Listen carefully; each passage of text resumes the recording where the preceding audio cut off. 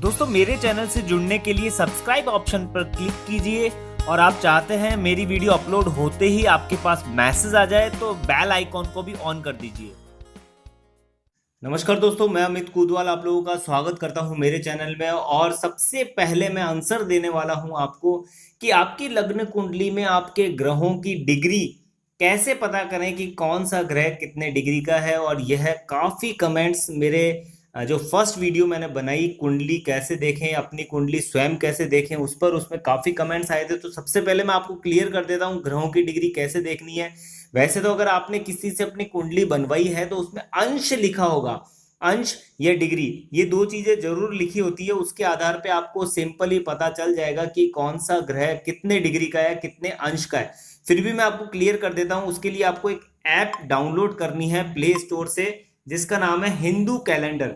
यह Hindu calendar app आप download कर लीजिए और इस तरह का लोगो आएगा इसमें स्वास्तिक का। आप इस ऐप को डाउनलोड करेंगे तो उसके बाद आप इसे ओपन करिए। ओपन करने के बाद आपको जाना है यहाँ पर कुंडली ऑप्शन में। कुंडली ऑप्शन में जैसे ही आप क्लिक करेंगे तो यहाँ पर कुछ डिटेल्स आपसे मांगी जाएगी। सबसे पहली डेट ऑफ बर्थ जो कंफर्म आपको फिल करनी है, उसके बाद फिक्स टाइम जो आपका बर्थ टाइम है वो भी यहाँ पर आपको फिल करना है। तो सबसे पहले मैं यहाँ पर डेट ऑफ बर्थ फिल कर देता हूँ। एक एग्जांपल लेते हैं हम लोग 12 मई, 12 मई में यहाँ पर डेट ऑफ बर्थ लेने वाला हूँ। ये मैं यहाँ पर फिक्स कर देता हूँ 12 मई, 12 मई। तो यहाँ आप 12 मई कर दीजिए और सन में कर देता हूँ मैं 1981। तो जैसे 1981 हम करेंगे यहाँ पर, और ये मैंने डेट ऑफ बर्थ यहाँ फिल करी है और इसे मैं कर देता हूँ। देखिए 12 मई 1981 यहाँ आ चुकी है बर्थ डेट। इसे ओके कर देते हैं और टाइम जो है वो मैं कर देता हूँ यहाँ पर मॉर्निंग 6:30 AM। इस AM पर क्लिक कीजिए। देखिए ये AM PM में हल्का सा ही डिफरेंस है, आपको AM पर क्लिक करना है सबसे पहले, देन उसके बाद आपको टाइम चेंज करना है। फिर मैं यहाँ कर रहा हूँ 6:30 AM। तो ये 6:30 AM मैंने परफेक्ट कर दिया, इसे ओके कर देता हूँ। जैसे ही मैं यहाँ पर अपना समय लिखता हूँ 12 मई 1981 6:30 AM, तो यहाँ पर यह कुंडली नीचे आ जाती है। लग्न जो है वो वृषभ है, बिल्कुल परफेक्ट है। तिथि आ गई है, साथ साथ में वार आ गया, कौन से वार को जन्म हुआ, और राशि आ गई है चंद्र राशि यहाँ पर आई है सिंह, जो परफेक्ट है क्योंकि चंद्रमा सिंह राशि में बैठे हैं। और इसके साथ साथ में और भी डिटेल आ गई है। अब इसमें और अगर मैं नीचे यहाँ जाऊंगा तो यहाँ पर देखिए आप ग्रह हैं और ग्रह के साथ साथ में वह किस राशि में बैठे हैं और उनकी जो डिग्री है उसके बारे में यहाँ पर बताया गया है। तो और थोड़ा आप नीचे जाएंगे यहाँ पर तो आपको पूरी डिटेल यहाँ पर मिल जाएगी। देखिए यहाँ पर अब आप इस चीज को देख लीजिए। यहाँ पर जो शनि देव हैं वो कन्या राशि में बैठे हैं 9 डिग्री के साथ। बृहस्पति देव जो हैं वो भी कन्या राशि में बैठे हैं 7 डिग्री यानी 7.11। इसके बाद मंगल देव हैं वो 18 डिग्री। शुक्र देव जो है वो 6 डिग्री। बुध देव जो है वृषभ राशि में बैठे हैं 13 डिग्री। चंद्र देव जो है सिंह राशि में बैठे हैं 10 डिग्री। और सूर्य देव जो है वो मेष राशि में बैठे हैं 27 डिग्री। और यह डिटेल फिल करने से पहले ये जो मैंने डेट ऑफ बर्थ और टाइम फिक्स किया, आपको यहाँ पर समय भी फिल करना है, स्थान भी फिल करना है। उसके लिए आप ये जो एक यहाँ पर व्हील का ऑप्शन बना है, यहाँ देखिए आप साइड में व्हील का एक ऑप्शन दिखेगा आपको। इस व्हील के ऑप्शन पर जब आप क्लिक करेंगे तो यहाँ पर स्थान लिखा है, तो यहाँ पर आपको अपना स्थान फिल करना है। और स्थान पर जैसे ही आप यहाँ पर क्लिक करेंगे, देखिए स्थान बदलें। तो जैसे आप स्थान यहाँ पर इस ऑप्शन में जाएंगे तो यह है डिटेल आएगी आपके पास जिसमें आपको अपना सिटी का नाम लिखना है। सर्चिंग ऑप्शन के थ्रू यह सर्च हो जाएगी आपकी सिटी और वह आप यहाँ पर फिल कर दीजिए। तो जो लॉन्गिट्यूड और जो लैटिट्यूड है उसके अकॉर्डिंग आपकी जो सिटी है उसकी डिग्री, परफेक्ट डिग्री यहाँ पर आ जाएगी। तो यहाँ पर आप देख लीजिए कि जो मैंने अभी राशि बनाई है उसके अकॉर्डिंग आपको मैंने डिटेल समझा दी है। आप इससे इजीली समझ सकते हैं आपकी ग्रहों की डिग्री। दोस्तों मैं डिग्री के बारे में आपको क्लियरली समझा चुका हूं। फिर भी अगर आप कहीं से कुंडली बनवाते हैं इस तरह की कुंडली, तो उस कुंडली में आपको लिखा हुआ दिखेगा साफ अंश। देखिए यहाँ पर सूर्य 27 डिग्री है, चंद्र 10 डिग्री है, मंगल 18 डिग्री है, बुध 13 डिग्री है, गुरु। तो इस तरह से ये डिग्रियां हैं और यह डिग्रियां मैं आपको सॉफ्टवेयर के थ्रू भी समझा चुका हूं। इसे कुंडली में अंश के नाम से भी जाना जाता है और डिग्री के नाम से भी जाना जाता है। तो डिग्री और अंश एक ही चीज है। अगर इस तरह की आपके पास जन्म पत्रिका है तो उसमें अंश लिखा होगा, और अगर आप किसी सॉफ्टवेयर के थ्रू तलाश करेंगे तो आपको वहां पर डिग्री मेंशन दिख जाएगी। तो ये ग्रहों की डिग्री है, उनका बलाबल, उनकी पावर जो है वो यहाँ से पता चलती है। और यह मैं बात करने जा रहा हूं लग्न कुंडली की, जहां लिखा है लग्न, या फिर इस तरह से लिखा होगा लय और डॉट, यह लग्न कुंडली चार्ट कहलाता है। और उस लग्न कुंडली में कौन सा ग्रह किस जगह बैठा है, और उस कुंडली के अंदर जो ये नंबर्स लिखे हैं, जैसे देखिए ये 2 नंबर लिखा है, यानी कि वृषभ, जो वृष राशि जो है वो लग्नेश है, यानी इस लग्न कुंडली के अंदर जो पहला घर है उसका जो स्वामी बना, मालिक बना, वो बने वृषभ यानी वृष राशि। और यहाँ पर 3 नंबर लिखा है, यानी कि जो वाणी स्थान है, कुटुंब स्थान है, और साथ साथ में लाभ का स्थान है, धन संचय का स्थान है, वो 3 नंबर लिखा है, यानी कि मिथुन राशि, यानी कि बुध देव को ये डिपार्टमेंट मिला है। इसके साथ साथ के अंदर यहाँ पर लिखा है राहु, राहु देव तीसरे नंबर के घर में बैठे हैं, चौथी राशि में बैठे हैं, और चौथी जो राशि है वह चंद्र देव की है, चंद्र देवता की है। वैसे इनकी इनसे मित्रता नहीं है, लेकिन क्योंकि तीसरे नंबर का जो हाउस है उसमें राहु देव सदैव अच्छे परिणाम देते हैं, 100% अच्छे परिणाम देते हैं, भले वो राशि किसी भी, वो जो घर है वो किसी भी राशि का हो, उससे कोई मतलब नहीं है। लेकिन अगर तीसरा नंबर का हाउस है, तीसरे नंबर का घर है, उसमें राहु देव बैठे हैं, सदैव आपको अच्छे परिणाम देंगे, अच्छे रिजल्ट देंगे। तो इस तरह की लग्न कुंडली होती है, इसके बारे में ही मैं आपको बताने जा रहा हूं। तो ये यहाँ पर मैंने चार्ट बना दिया है, और इस चार्ट में मैं आपको सारी चीजें पहले ही क्लियर कर चुका हूँ। मेष राशि, वृष राशि, मिथुन राशि, ये सीरीज जो है बिल्कुल फिक्स है। 11 नंबर की जो राशि है कुंभ, इसे 11 नंबर से भी जाना जाता है, कुंभ राशि के नाम से भी जाना जाता है।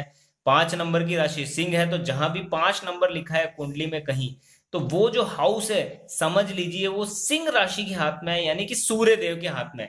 और इन राशियों के सामने मैंने उनके जो देवता हैं उनका नाम भी मेंशन कर दिया है, और इसके साथ में डिग्री जिसकी हम बात कर रहे थे वो डिग्री भी यहाँ मेंशन कर दी है मैंने। 0 से 6 डिग्री 25% रिजल्ट मिलेंगे आपको, 6 से 12 50, 12 से 18 100, 18 से 24 तक 50%, और 24 से 30 डिग्री तक 25%। और इसमें भी जो एंड की डिग्री है 29 30 है, और 0 से लेकर 1 और 2 डिग्री वहां तक जो रिजल्ट मिलते हैं वो शून्य मिलते हैं, बिल्कुल ना के बराबर मिलते हैं, क्योंकि वह जो अवस्था है वो बहुत ही ज्यादा कमजोर अवस्था है, उसमें अच्छे परिणाम नहीं मिलते।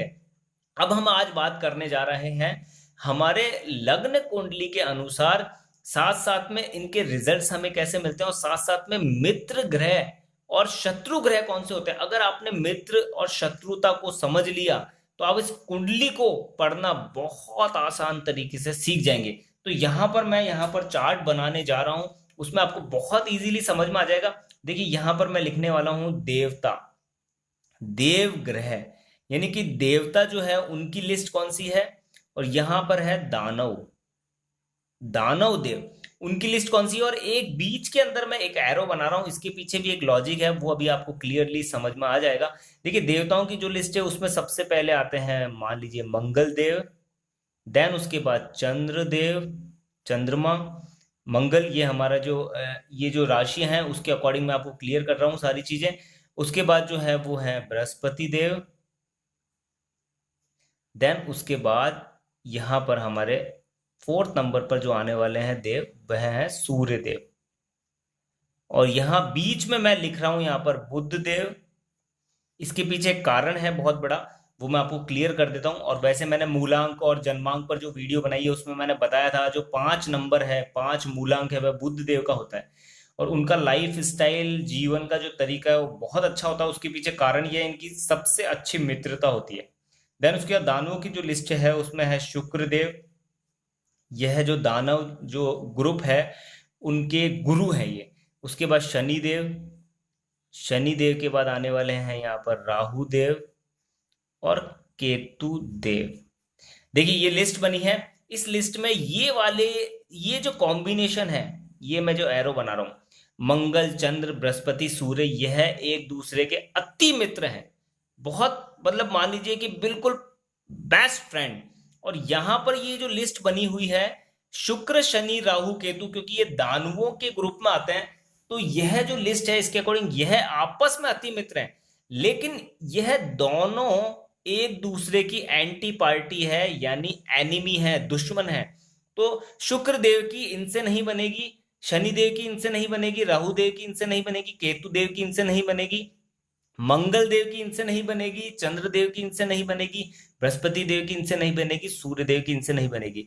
कुछ कंडीशन के अंदर, कुछ केसेस के अंदर ये एक दूसरे से सम हो सकते हैं, लेकिन मित्रता वाले नियम यहां पर लागू नहीं होते हैं। जैसे मंगल देव, क्योंकि ये शरीर का डिपार्टमेंट है, हमारे ब्लड का डिपार्टमेंट है, बॉडी का डिपार्टमेंट है, और शुक्र देव सेक्स का डिपार्टमेंट है, तो ये एक दूसरे के पूरक हो गए, तो ये सम हो सकते हैं, मित्रता की लिस्ट में नहीं आते, यानी कि रिजल्ट ना के बराबर देंगे लेकिन बुरे रिजल्ट नहीं देंगे। तो यह कॉम्बिनेशन इनके साथ बैठता है। इसी तरह से बृहस्पति के साथ भी बैठता है शनि देव का, क्योंकि ये गहरी खोज और न्याय वाले हैं और यह है ज्ञान, तो इनके साथ भी सम का कॉम्बिनेशन बैठता है। राहु और जो केतु है, इनका जो कॉम्बिनेशन है वो इन देव वाली लिस्ट के साथ अच्छा नहीं है, अच्छे रिजल्ट्स ये नहीं देते हैं। अब बुध देव की बात करें तो बुध देव का जो रिलेशन है वो शुक्र देव से दोस्ती का है, शनि देव से भी दोस्ती का है, राहु देव से भी दोस्ती का है, और केतु देव से भी दोस्ती का है। बुध देव शुक्र शनि राहु केतु दानुओं के जितने भी देवता हैं उन सभी के अच्छे मित्र हैं। और यहां पर देवताओं की लिस्ट के अंदर अगर मैं बात करूं तो मंगल देव और चंद्र देव इनके यह अति शत्रु हैं, और बुध देव जो है वो बृहस्पति देव और सूर्य देव के मित्र हैं। बृहस्पति देव को कहीं कहीं कुछ ज्योतिष जो है उन्होंने बुध का शत्रु बताया, लेकिन ऐसा नहीं होता, इसके पीछे एक लॉजिक है।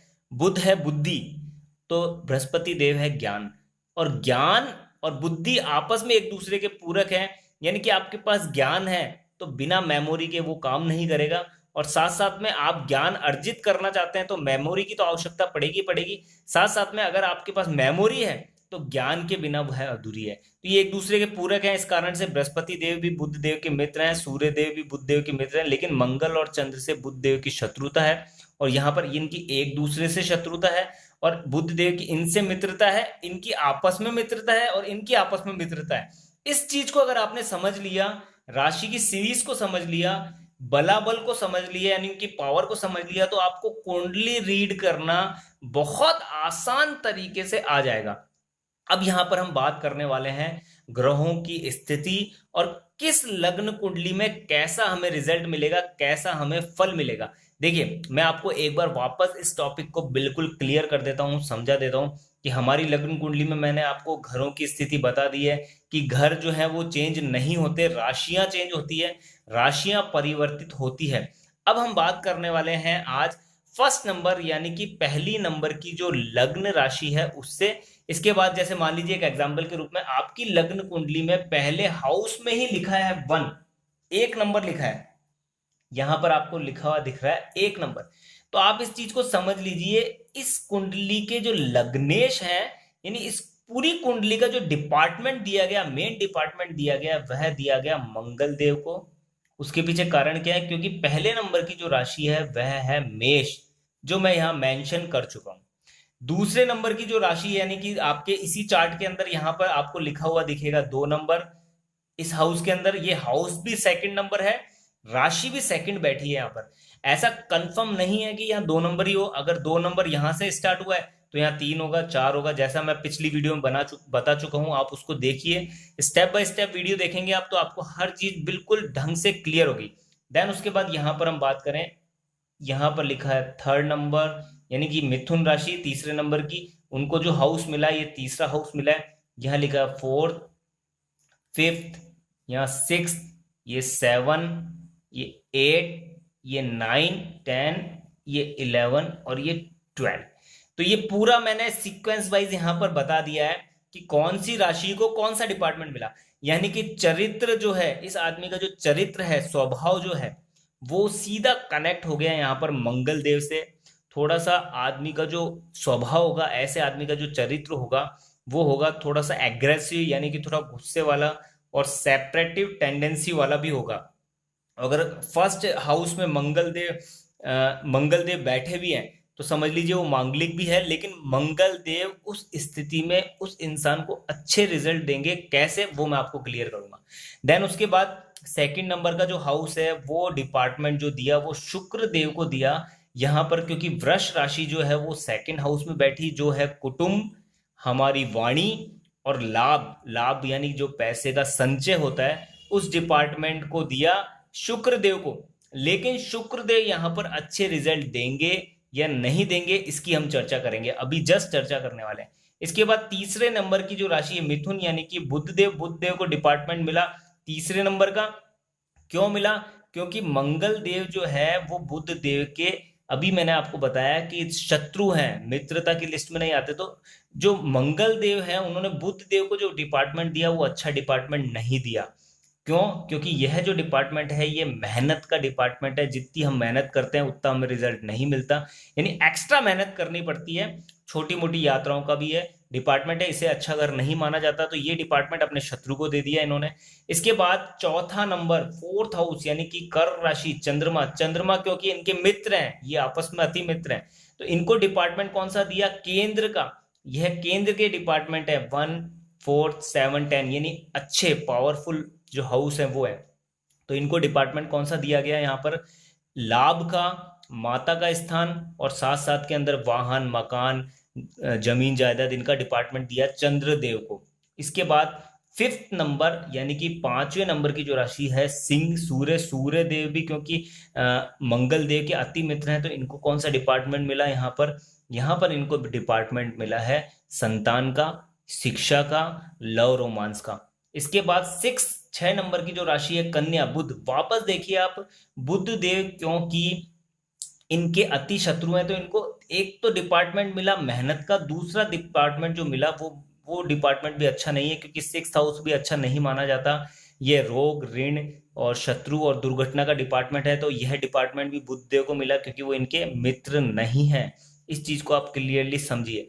देन उसके बाद जो 7th नंबर यहाँ पर लिखा है वो है शुक्रदेव। शुक्रदेव को 7th नंबर का डिपार्टमेंट मिला है, यानी कि पत्नी का स्थान, पार्टनरशिप का स्थान, और हमारे डेली वेजेस जो होते हैं उनका जो डिपार्टमेंट मिला वो मिला हमारे शुक्रदेव को। यह अच्छे परिणाम देंगे या नहीं देंगे इस पर भी मैं आपको बताने वाला हूं। फिर उसके बाद 8वां नंबर है मंगल देव। अब आप इस चीज को समझिए, मंगल देव क्योंकि इस कुंडली के लग्नेश है, इस कुंडली के मेन होल सोल है, तो 8वां नंबर क्योंकि अच्छा डिपार्टमेंट नहीं है, लेकिन इसका दोष इन्हें नहीं लगेगा क्योंकि लग्नेश, अगर एक हाउस उन्हें केंद्र का मिला है और वो इस कुंडली के लग्नेश है, और एक हाउस उन्हें बुरा मिला है, बेकार मिला है, क्योंकि ये बेकार हाउस कहलाता है, अच्छा हाउस नहीं कहलाता। 8वां नंबर का जो घर होता है वो परेशानियों का घर है, मृत्यु स्थान है, मृत्यु तुल्य कष्ट का स्थान है, लेकिन इनको इसका दोष नहीं लगेगा। क्यों? क्योंकि ये लग्नेश है, इस कुंडली के मालिक है। देन उसके बाद जो 9 नंबर है धनु। धनु यानी बृहस्पति देव क्योंकि इनके अति मित्र हैं तो इनको दिया गया भाग्य स्थान, पिता का स्थान, यानी कि, और विदेश की जो यात्राएं होती है, जो टूर करते हैं हम विदेश के, उसका स्थान दिया गया बृहस्पति देव को क्योंकि बृहस्पति देव इनके अति मित्र हैं। और यह त्रिकोण का स्थान भी है, त्रिकोण का जो स्थान है वो बहुत शुभ और पावरफुल होता है। देन उसके बाद 10th हाउस, 10वें नंबर की जो राशि है वह है मकर यानी शनिदेव। शनिदेव इनके मित्र नहीं है, शत्रुओं में आते हैं, लेकिन शनिदेव को जो घर मिला यहाँ पर वो मिला, एक तो हमारा कौन सा प्रोफेशन होगा, कौन सा हमारा बिजनेस होगा, वो वाला हाउस मिला, और साथ साथ में लक्ष्मी स्थान भी मिला यानी 11 नंबर का हाउस भी मिला है। तो यहाँ पर ये दो डिपार्टमेंट, अच्छे डिपार्टमेंट शनिदेव के हाथ में आए, तो शनिदेव यहाँ पर हो गए सम, बुरे ग्रहों में यह नहीं आएंगे, यानी आपको अच्छे रिजल्ट देने वाले ग्रह होंगे। देन उसके बाद 12वें नंबर का जो हाउस है वो मिला हमारे मीन यानी बृहस्पति देव को। लेकिन क्योंकि बृहस्पति देव ऑलरेडी एक ऐसे घर के मालिक हैं जो त्रिकोण है, और त्रिकोण का जो स्वामी होता है वो बुरे घर के प्रभाव नहीं देगा, उससे हमारी रक्षा करेगा, क्योंकि एक घर उसे काफी अच्छा मिला है त्रिकोण का। तो इस कंडीशन के अंदर यह वाला जो घर हुआ, 12th हाउस जो यहाँ पर हुआ, उसके बुरे परिणाम बृहस्पति देव के द्वारा हमें नहीं मिलेंगे, यानी बृहस्पति देव भी इस कुंडली के अच्छे ग्रहों में आएंगे क्योंकि इनको मिला है त्रिकोण। अब आप इस चीज को समझिए, मैं आपको ये चीज और थोड़ा डिटेल में क्लियर कर देता हूं। देखिए, अगर पहली चीज लग्नेश बुरे घर में बैठेगा, लग्नेश खुद अगर एक बुरे घर का डिपार्टमेंट का मालिक है, उसके द्वारा हमें बुरे परिणाम नहीं मिलेंगे। और वह अच्छे ग्रहों की लिस्ट में ही रहेगा, यानी पॉजिटिव रिजल्ट देने वाले ग्रहों की लिस्ट में ही रहेगा, वो हमें सदैव पॉजिटिव रिजल्ट देगा। देन उसके बाद अगर कोई ग्रह त्रिकोण का मालिक है, ये त्रिकोण 3 कहलाता है, लग्नेश, जो लग्नेश जहां बैठा है यानी इसे भी त्रिकोण कहते हैं, 5वां नंबर का जो हाउस है उसे भी त्रिकोण कहते हैं, और 9वें नंबर का हाउस भी त्रिकोण कहते हैं। इस चीज को समझिए आप, त्रिकोण में अगर कोई ग्रह बैठा है, उसकी एक राशि त्रिकोण में है और एक राशि बुरे घर में है, जैसे यहाँ बृहस्पति देव, 9वां नंबर जो लिखा है यहाँ पर धनु, धनु राशि कहाँ बैठी है, 9th हाउस में, बृहस्पति देव यहाँ पर बैठे हैं, और बृहस्पति देव जो है उनको एक हाउस और मिला है, वो है 12th, 12वां नंबर का, और 12वां नंबर बुरा ग्रह है, लेकिन इनको इसका दोष नहीं लगेगा, ये हमें अच्छे ही रिजल्ट देंगे क्योंकि एक इन्हें त्रिकोण की राशि मिली है।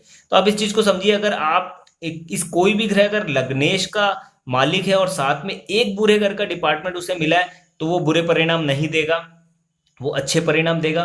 और एक ग्रह कोई भी अगर मान लीजिए कोई राशि त्रिकोण की मालिक है और साथ में एक बुरे घर में बैठी है, तो भी वह अच्छे परिणाम देगी। क्यों? क्योंकि उसके पास एक त्रिकोण का डिपार्टमेंट आ गया।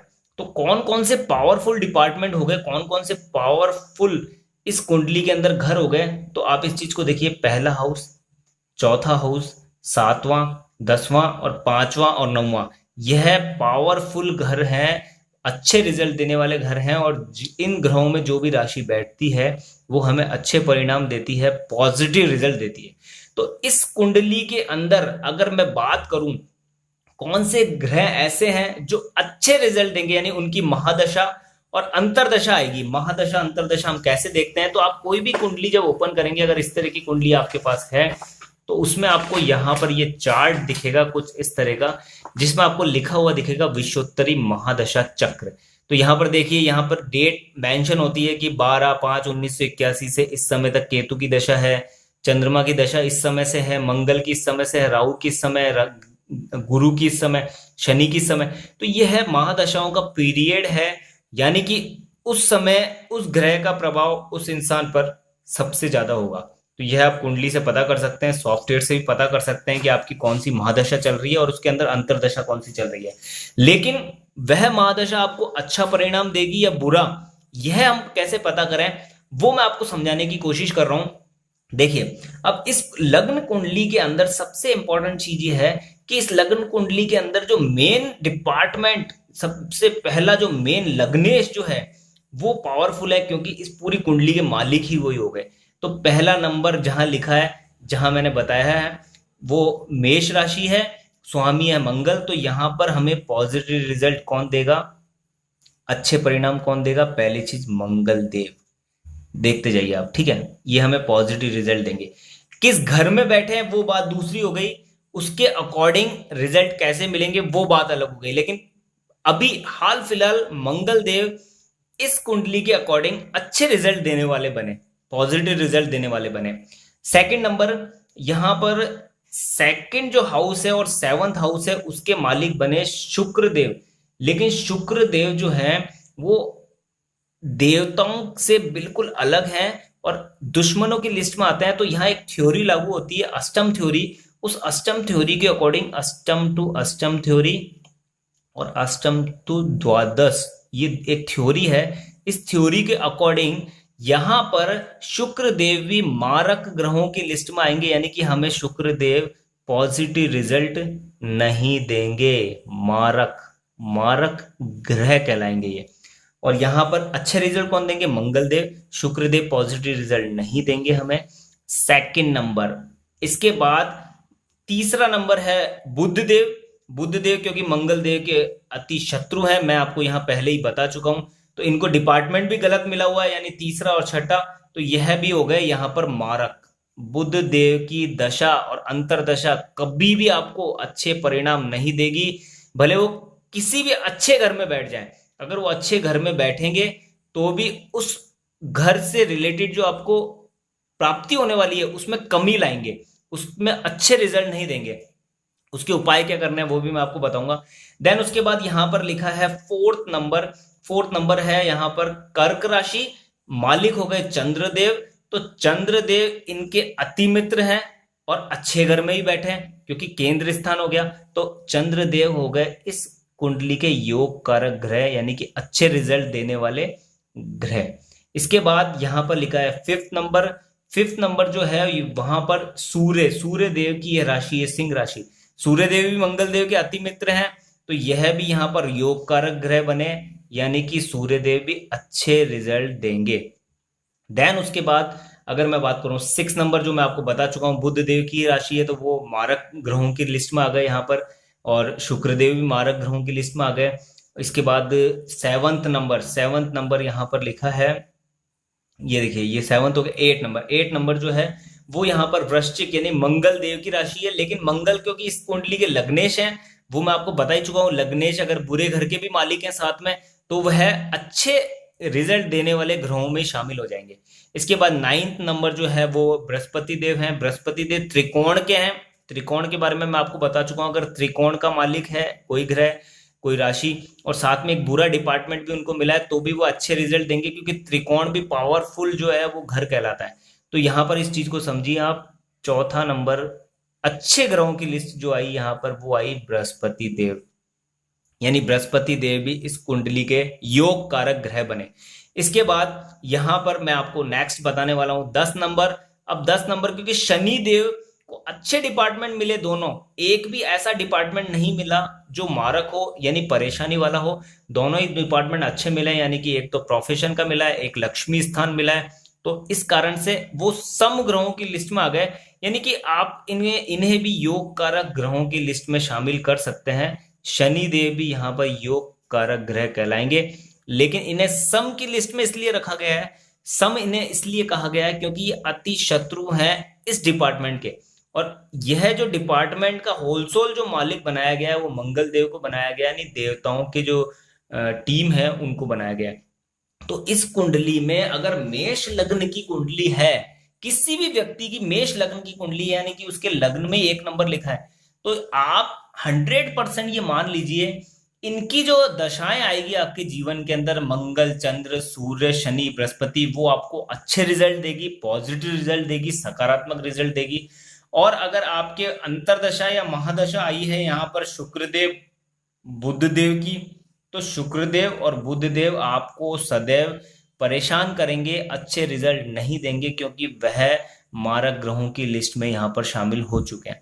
तो आप इस चीज को समझिए, कुंडली में कितनी डिग्री है, डिग्री के साथ साथ में कौन सा ग्रह कौन सी राशि किस घर में बैठी है, वो मित्र है या शत्रु है। अब इसके अकॉर्डिंग मित्र की लिस्ट सामने आ गई कि हमें कौन से अच्छे परिणाम मिलेंगे, और ऐसी लिस्ट भी सामने आ गई कि कौन से ग्रह हमें बुरे परिणाम देंगे।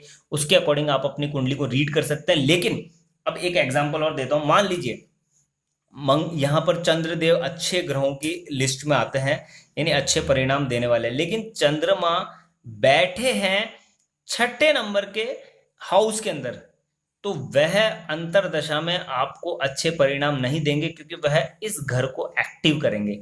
तो लिस्ट के अकॉर्डिंग तो वो अच्छे हैं, अच्छे परिणाम देने चाहिए, लेकिन उन्हें अच्छे घर में भी बैठना जरूरी है, तभी वो अच्छे परिणाम देंगे। अगर वो गलत घर में बैठ गए, ऐसे घर में बैठ गए जो रोग का है, शत्रु का है, दुर्घटना का है, परेशानी का है, तो ऐसा जो घर है उसमें अगर चंद्रदेव अच्छे होते हुए भी ऐसे घर में बैठ गए जो बुरा है, तो उस कंडीशन में आपको उनकी अंतरदशा और उनकी दशा के अंदर अच्छे परिणाम नहीं मिलेंगे। और उस समय अगर आपने उनका रत्न धारण कर लिया, मान लीजिए चंद्रमा का आपने ऐसा रत्न धारण कर लिया, मोती धारण कर लिया, तो वह इस घर को एक्टिव कर देंगे और इनसे रिलेटेड परेशानियां भी आपको मिल सकती है। गाड़ी मकान जायदाद मिले ना मिले, लेकिन यह जो डिपार्टमेंट है इससे रिलेटेड आपको रिजल्ट्स मिल सकते हैं, क्योंकि जब भी उनकी दशा आएगी उस कंडीशन के अंदर, महादशा के अंतर्गत, वो इस घर को एक्टिव जरूर करेंगे, क्योंकि इस घर में वो बैठ गए हैं।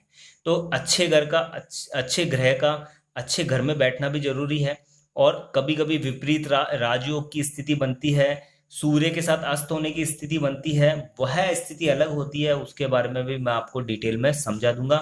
तो यह कुछ इंफॉर्मेशन थी, थोड़ी और डीप, थोड़ी और अच्छे तरीके से आपको समझाने की एक कोशिश। एक बार देखिएगा, 2 बार देखिएगा, 3 बार देखिएगा, आपको वीडियो जरूर समझ में आएगी, 100% समझ में आएगी, मैं आपको गारंटी दे रहा हूं।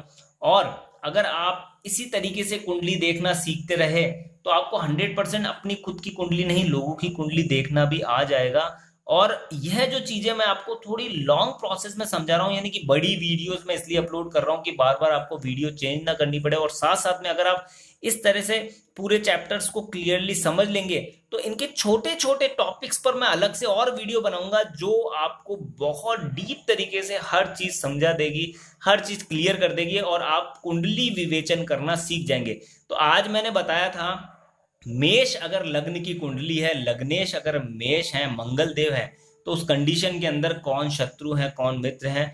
अब इस कंडीशन के अंदर कौन सा ग्रह किस घर में बैठा है, कैसे रिजल्ट देगा, उस पर मैं आपको धीरे धीरे हर चीज समझा दूंगा। अगर ये आपको टॉपिक अच्छा लगा है तो कमेंट्स कीजिए। कमेंट्स करने के साथ साथ अगर आपको शत्रुओं की लिस्ट और इसके साथ साथ में डिग्री का प्रोसेस, ग्रहों की स्थिति, घर की स्थिति ये समझ में आ गई तो कमेंट कीजिए कि भाई आपको ये चीज समझ में आ रही है। तो हम नेक्स्ट कंटिन्यू करेंगे इसी टॉपिक को। तो मिलते हैं नेक्स्ट वीडियो में। Okay, thank you.